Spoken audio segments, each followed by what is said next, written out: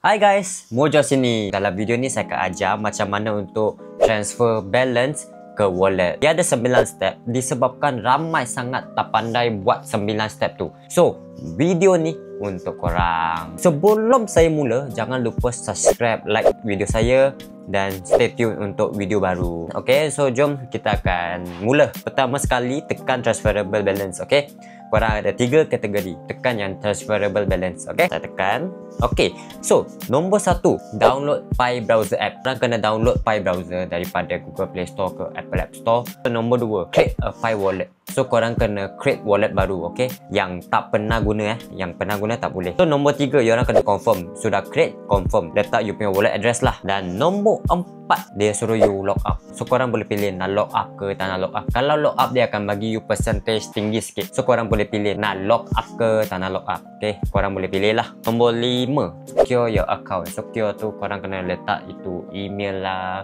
phone number. Okay, nombor 6, korang kena baca dia orang punya TNC, terms and condition. Korang kena agree lah.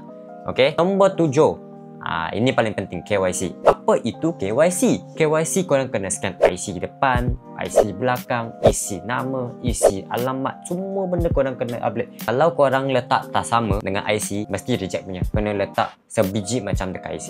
Okay, nombor 8, tunggu result KYC. So selepas sudah pass you punya KYC, nombor 9, dia akan migrate ke mainnet dalam 2 minggu. So simple sangat 9 step ni. Kalau masih orang tak pandai untuk buat, korang boleh komen dekat video ni dan saya akan ajar korang. So saya harap korang faham. Jangan lupa subscribe dan jumpa dalam next video. Okay.